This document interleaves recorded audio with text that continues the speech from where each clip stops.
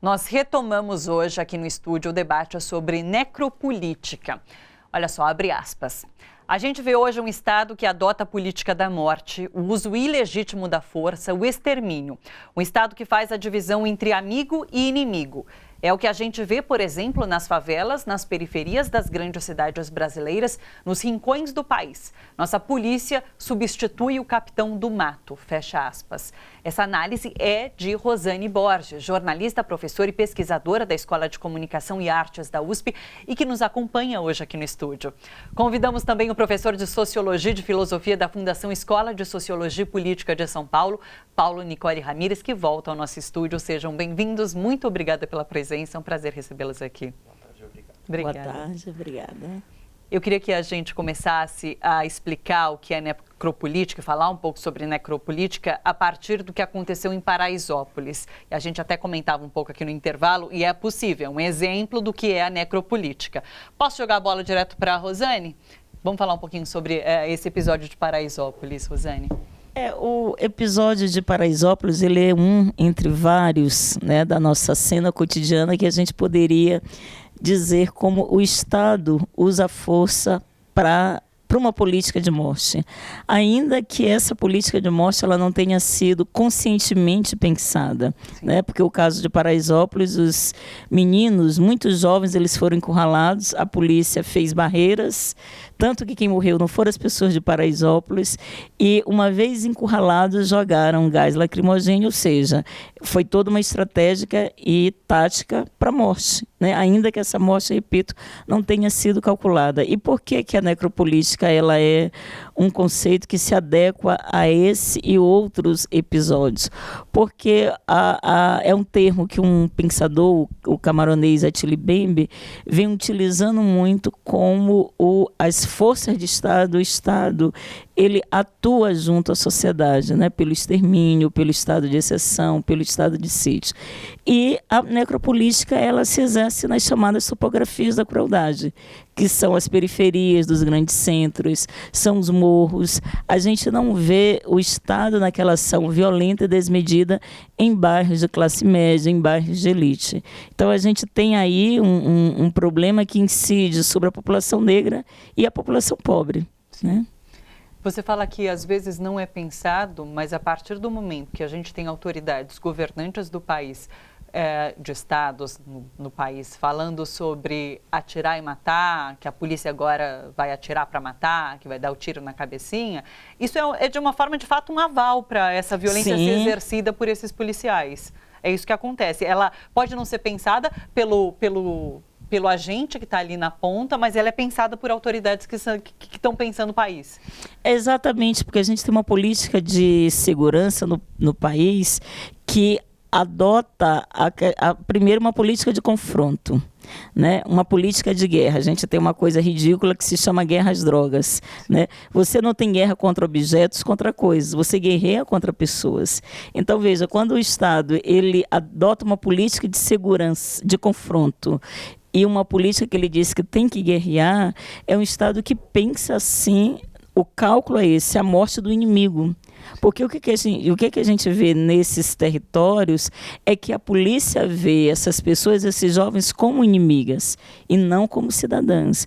E o inimigo a gente abate, né? O inimigo a gente extermina, a gente viola. Eu falei nesse caso de Paraisópolis que poderia...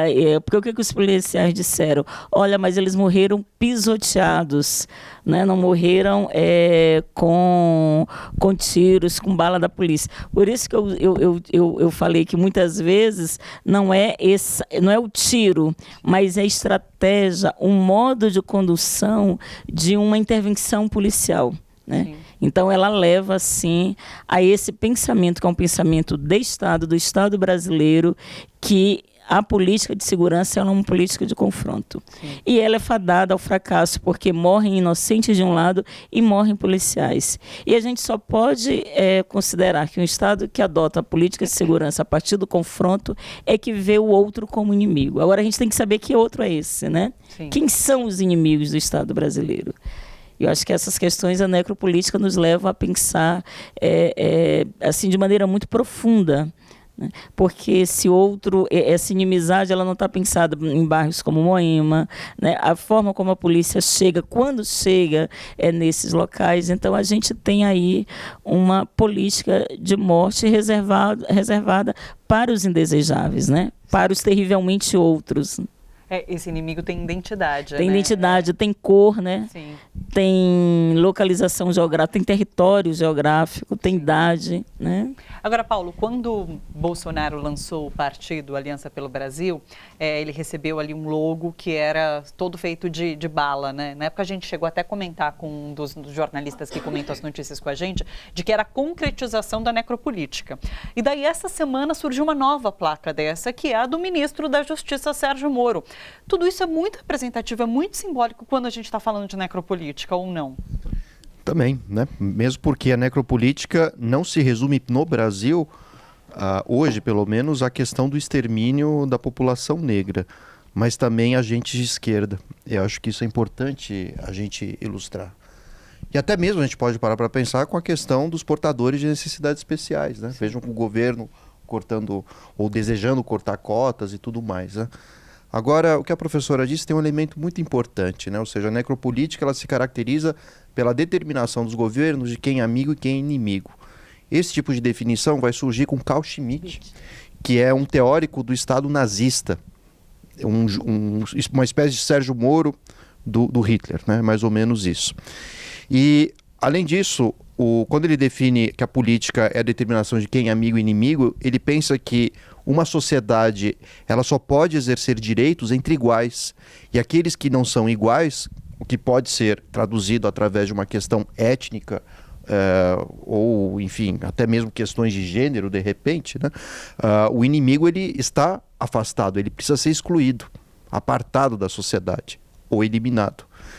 E o próprio Carl Schmitt é quem vai definir o conceito de estado de exceção na Alemanha nazista. Lembrando que estado de exceção é exatamente eliminar os direitos individuais, desde a liberdade de expressão, a liberdade de ir e vir, ou até mesmo uma intervenção policialesca, arbitrária, sobre qualquer indivíduo que seja considerado inimigo. Sim. Então vejam como, querendo ou não, quando se exerce a necropolítica aqui no Brasil, nós estamos passando por um estado de exceção. E o discurso de Bolsonaro fortalece esse tipo de comportamento da sociedade, de exclusão da população negra. E lembrando que a gente teve, evidentemente, 350 anos de escravidão negra aqui no Brasil, existe todo um ranço racista, escravocrata, e que piora ainda mais a situação da população negra hoje no Brasil. Lembrando que aqueles meninos eles estavam se divertindo, é um direito que cada cidadão tem do lazer, etc. Agora eu moro no centro, perto do Mackenzie, quando há as festas com funk dos universitários brancos no centro, num bairro de elite, a polícia age como se fosse um agente de segurança, literalmente. A Rua Maria Antônia A Rua Maria Antônia, exatamente. Agora, por que isso não ocorre em Paraisópolis? Sim. A atitude é outra. Isso mostra que a polícia é uma entidade racista, segregadora. E usando os termos do professor Florestan Fernandes, ele dizia que existe o mundo dos brancos, em que o negro ele sempre consegue uma outra concessão para participar desse mundo dos brancos e sempre em condições subalternas. Isso é interessante a gente parar para pensar, né? Por isso que a gente vê apenas a população negra como segurança, como faxineiro, mas não como professor, como reitor, apresentadores de TV. Acho que é uma coisa que a gente tem que parar para pensar. Essa necropolítica, ela está presente em vários segmentos do nosso comportamento. E não apenas nessa questão da morte, mas ela também se executa através da exclusão, da não participação e da não concessão de direitos. Sim. Rosane, você também é jornalista. Hoje eu vi um comparativo com manchetes, eu não lembro de qual jornal, mas que era em relação a eles terem descoberto um laboratório de fabricação de droga no topo de um prédio de uma grande cidade. E daí eles falavam que essa droga era comercializada em festas no interior de São Paulo. E daí a gente já nota a diferença, porque se trata de periferia, é tráfico. Se é numa região mais nobre, é comércio. De que forma a imprensa dá aval para que a necropolítica aconteça também? Existe uma participação da imprensa na necropolítica? Existe nas formas que ela vai acomodando o lugar dos subalternizados, dos oprimidos e dos privilegiados. E isso se dá, eu costumo muito dizer que, para além de uma orientação ideológica clara, a grande, digamos, o grande papel e poder do jornalismo é que ele opera isso discursivamente. O grande poder do jornalismo é como ele hierarquia socialmente pelo discurso. Então, quando a gente vê, tem muitas matérias, eu tive uma aluna que fez um trabalho de TCC e ela fez essa diferença, né? O menor infrator, quando é pobre e negro, é considerado o menor, né? E eu esqueci, agora escapou o nome. Mas é um nome muito pejorativo. Que é o delinquente? É o menor. Além do menor, tem um outro termo, que também é delinquente. O menor infrator das classes médias e altas são adolescentes. Sim. Ou adolescente, né, se chama de adolescente. Então, eu acho que, sabe, a gente vai tendo diferenças no modo de caracterizar e isso vão nos... vai demonstrando o quanto o jornalismo, pelo discurso, ele também entra nessa ideia das políticas de inimizade, do amigo, do inimigo, quem que o Estado deve proteger, quem que o Estado não deve proteger. Por exemplo, a própria discussão sobre Paraisópolis, né, que eu achei terrível a imprensa levar a cabo a questão do baile funk. Até saiu uma matéria recentemente, por que o funk é tão perseguido. Então, a imprensa ela acabou contribuindo muito, dizendo que realmente eles mereciam morrer, olham só, eram frequentadores de baile funk. Ou seja, a mídia ela reforça imaginários negativos sobre as formas de lazer dos jovens pobres e das periferias. E, ao reforçar imaginário, ela também sanciona práticas que autorizam que esses corpos sejam violados, destituídos e até mortos. Né? Foi o que aconteceu com o massacre de Carandiru, né? Não houve. Foi o que aconteceu recentemente com 111 tiros naqueles garotos de Costa Barros, só depois, com os vídeos, porque o vídeo é inequívoco, né? O policial atirando de maneira ensandecida naqueles 3 jovens inocentes, que a imprensa ela faz um deslocamento discursivo. Mas, a princípio, ela publica o que o policial diz, sim, o repórter publica o que está no boletim lá do policial, que foi auto de resistência. Então, há uma tradição de ela considerar como voz legítima, como fonte a institucionalidade. Sim. E a institucionalidade, ela parte de perspectivas enviesadas, inclusive para legitimar as mortes, né? É o que não só o Attila Mbembe, esse pensador que discutiu a necropolítica, mas muitos pensadores vêm dizendo, né? A gente cria uma ideia de corpos matáveis. E, ao criar essa ideia de corpos matáveis, não há mobilização, e a imprensa ela é responsável por isso. Ela tem um papel fundamental quando ela reforça esses imaginários negativos pelo discurso. Sim, e a gente continua vendo na TV esses programas policialescos, né, que fazem essa diferenciação entre o cidadão do bem e quem é, de fato, matável. Você queria colocar alguma coisa sobre isso? Era exatamente isso que eu ia dizer, né? Que esses programas sensacionalistas, policiais, eles tratam exatamente disso, né? Sim. Sempre o preso é o negro da periferia, ou o suspeito, né? Então vejam que existe no exercício do discurso a necropolítica também. Não formal, né? Mas de uma maneira informal. Então tudo isso vai fortalecendo o imaginário social, sobretudo entre os brancos, de que qualquer indivíduo negro seria um criminoso pelo fato de ser negro, que é um absurdo, né? Sim. Isso é fortalecido ainda mais por todas as políticas de segurança, né? Que você segrega a população negra, não deixa entrar num shopping, né? Vejam quantos casos nós não temos como esses. Então isso vai mostrando o que é o racismo no Brasil. Ele é diferente do racismo que ocorre, por exemplo, com a população negra nos Estados Unidos, uma vez que ele é declarado muitas vezes, né? Infelizmente. Sim. Aqui, por outro lado, ele não é declarado, mas ele ocorre de uma maneira informal e sempre com esses trejeitos. Às vezes um olhar, às vezes o segurança se aproximando, afastando, intimidando. Então é algo que realmente o Brasil precisa fazer um processo de análise coletiva, no sentido psicanalítico mesmo, né?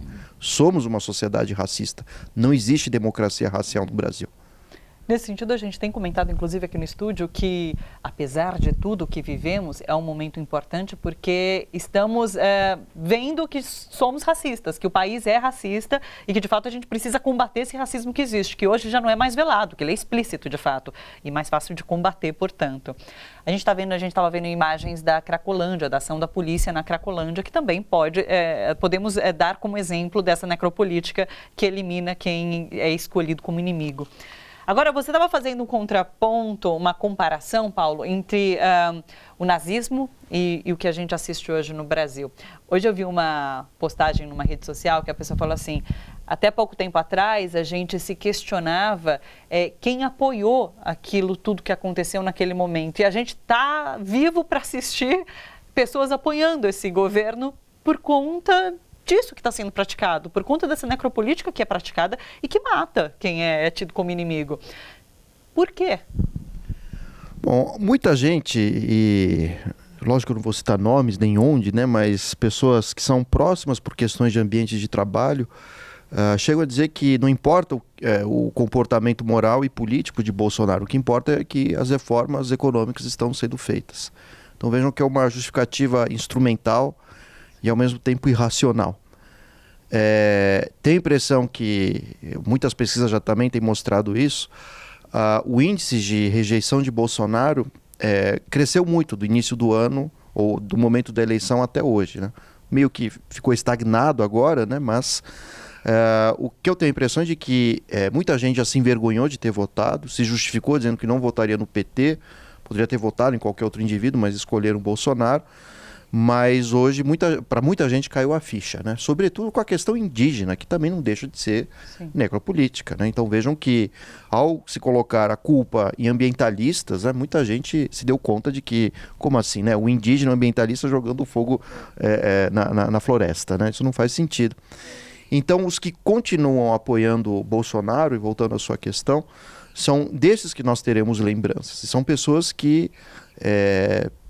não vou dizer que vão ser hostilizadas com violência, não é o caso, mas certamente vão ser lembradas como pessoas conservadoras, retrógradas, e tenho certeza que para os filhos, netos dessas pessoas será motivo de muita vergonha, como é até hoje os alemães que tiveram membros da família que participaram ou do partido nazista ou de qualquer tipo de manifestação de Hitler, né? Sim. Rosiane, da última vez que a gente falou aqui sobre necropolítica, a gente citou bastante o Rio de Janeiro, por conta de Wilson Witzel e tudo que ele estava desenvolvendo ali naquele estado. Você acredita que as pessoas passaram a reconhecer que essa estratégia adotada no Rio de Janeiro não vai dar bons resultados?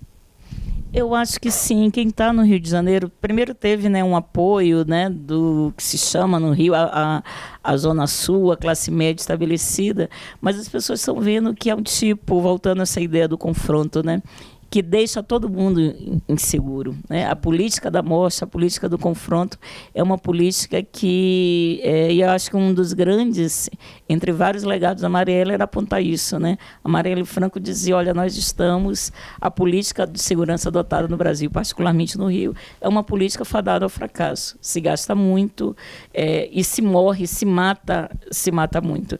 Então, eu acho que a gente tem no Rio, inclusive, é um laboratório, nós conversávamos ainda há pouco nos bastidores, dizendo que a gente está num processo de agudização da militarização no Brasil. E o Rio de Janeiro está sendo um laboratório para conter, porque se a gente juntar o que está acontecendo hoje em termos de militarização no Brasil com a nossa situação econômica, é para conter, porque a gente vai ter milhares de miseráveis. A gente tem um governo que está dizendo, não é que vai cortar direitos em determinadas áreas, ele está dizendo que não vai ter direito para ninguém, né? Porque assim, a elite não precisa de direito, ela é privilegiada, né? Então assim, quando a gente está falando para ninguém, somos, né, é a maioria da população. Então veja, uma política econômica ultraliberal, né, austera demais, ela causa insatisfação na sociedade. E aí a gente vê que já estão sendo criados laboratórios para dizer, temos que contar essa massa de insatisfeitos. Então, mais do que o combate ao tráfico, mais do que o combate a essa violência cotidiana, o que está por trás, na verdade, é uma contenção das massas.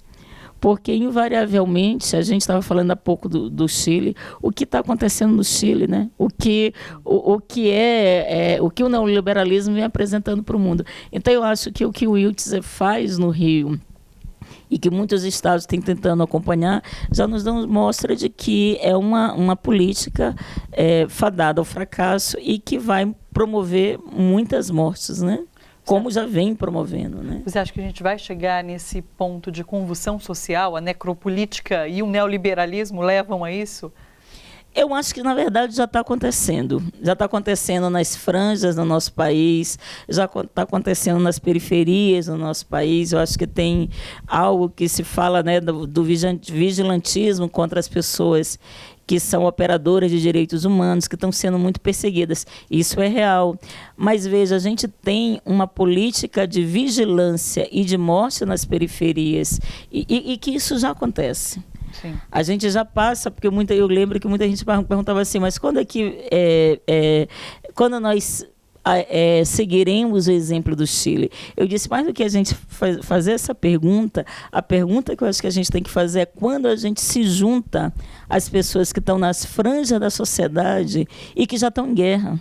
Desde o 1º de janeiro, que a nossa institucionalidade, o governo Bolsonaro, declarou guerra. E a gente sabe para quem ele declarou guerra. Declarou guerra contra os indígenas. A gente está numa guerra no campo.